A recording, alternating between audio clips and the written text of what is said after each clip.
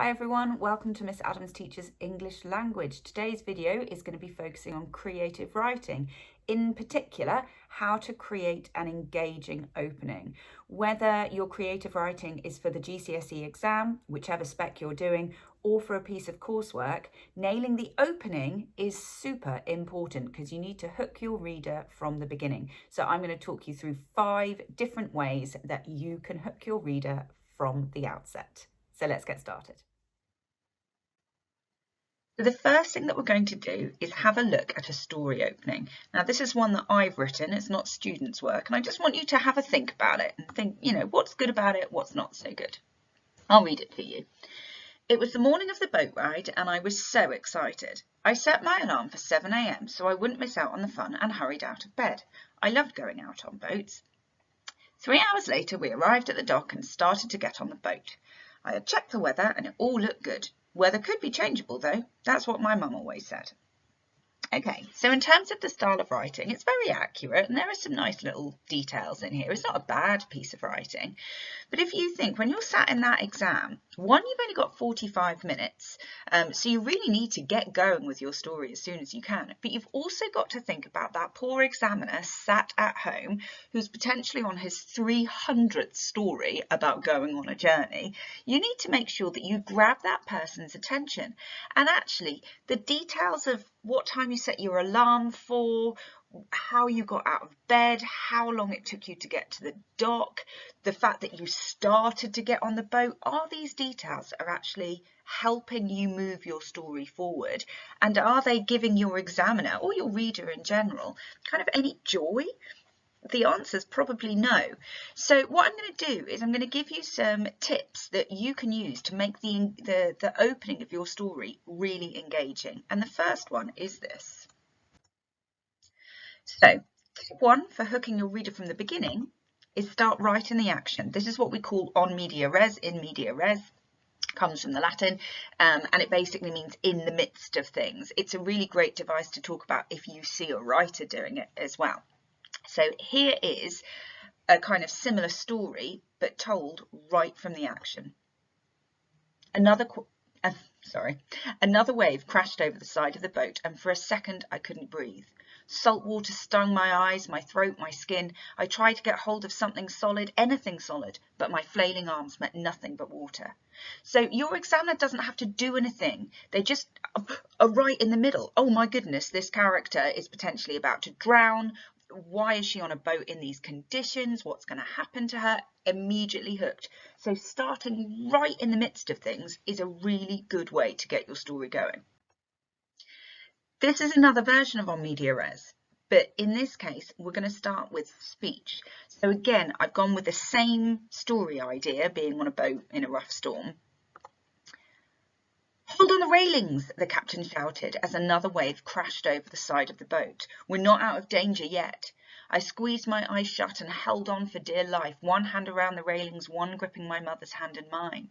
It's going to be okay, she whispered, more to herself than me. We're going to be okay. I normally trust my mother unwaveringly, but as the boat began to fill with seawater, I realised that on this occasion, she might not be right. Okay, so nice little bit of characterisation at the end with a narrative hook. But actually, it's this opening with speech that creates drama right from the offset. One little word of warning here. If you're a little bit nervous about punctuating and laying out speech, perhaps it's not a good idea to start straight off with it unless you know that you're going to get it right. Because as I'll mention later, the one thing that you must have is an accurate beginning. If you're feeling uncertain about direct speech, do have a little look at my video. I've just tagged at the top here for you for all of the rules for setting it out. The next technique to make your story in really engaging and hooking for the reader is make sure that your reader has questions. Not too many, that you don't want them so baffled that they don't know what's going on, but they should have a sense of, well, who is that, or what's going on here, or what's going to happen next. So look at this example, totally different story start now. The noises from the box grew louder. At first they had been barely noticeable, but Sally could soon hear the muffled thuds and whirring as clearly as she could hear the clock ticking on the wall. She knew that she would have to open that box at some point, but for now, all she could do was stare at it in horror. Okay, so hopefully My reader, or the examiner, is going, what's in the box? Why does Sally have to open it? What's going to happen once she opens the box? Where's the box from? And then the rest of the story, hopefully, will answer those questions, keeping the reader, or the examiner, engaged. So make your reader ask questions. Okay, next one of my favourites. Address your reader directly. I love it when stories sort of break that fourth wall and you get that sort of conversational tone. So again, this is a totally different story starter, something just for the sake of this. Let's have a look at what it looks like here. I know what you're thinking. What is a disgraced British agent like me doing following a 7-foot man in a baby blue suit through a busy train?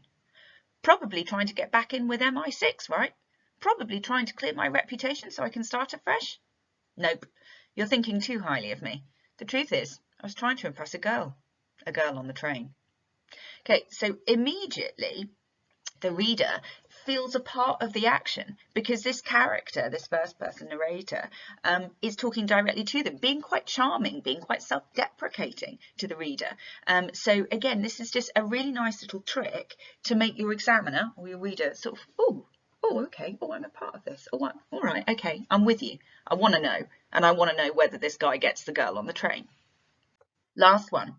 And this is actually about emotional response. Now, the one that I'm going to show you is, sadness and sympathy and empathy and pity, but you could do anything. You could do fear, you could do joy, you could do happiness, laughter, you can make your reader laugh, but create some sort of emotional response and your reader will care. So let's look at this one. She held his limp hand in hers and pressed it to her lips. The ambulance was close by, but she knew it was too late. He was cold in her arms. She moved a stray hair from his face and gazed at him lovingly. Her childhood sweetheart, her husband, the father of her child, gone in an instant. And now she had an eternity stretching out in front of her, an eternity alone. Oh dear, very sad.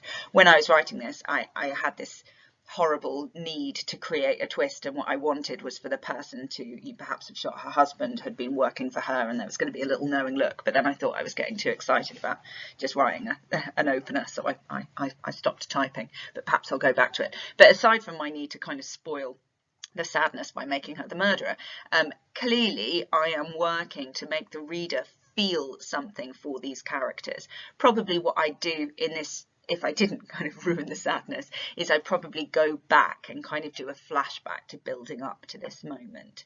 But anything where you can make the reader feel something is going to help. I've got one final tip for you, and this isn't actually about starting the story. It's about technical accuracy, and it is really important advice. If, just as I said at the beginning, that an examiner, you might be the 300th story that this examiner is reading. So yeah, you want it to pack a punch, but you also want it to be accurate. You don't want your examiner thinking, oh, this person can't use capital letters, and having that cloud their view of the story, or the first sentence that they see has a comma splice in it. So make sure that opening, as well as being as engaging as it can and packing a punch, make sure it is perfectly punctuated, perfectly accurate.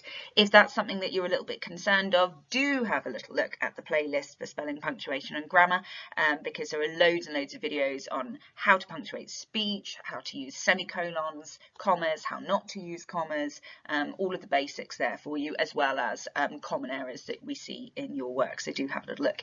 If you haven't subscribed, do click that button, because then all of these videos you'll be notified of, and so you won't have to go and search. Thank you so much for watching.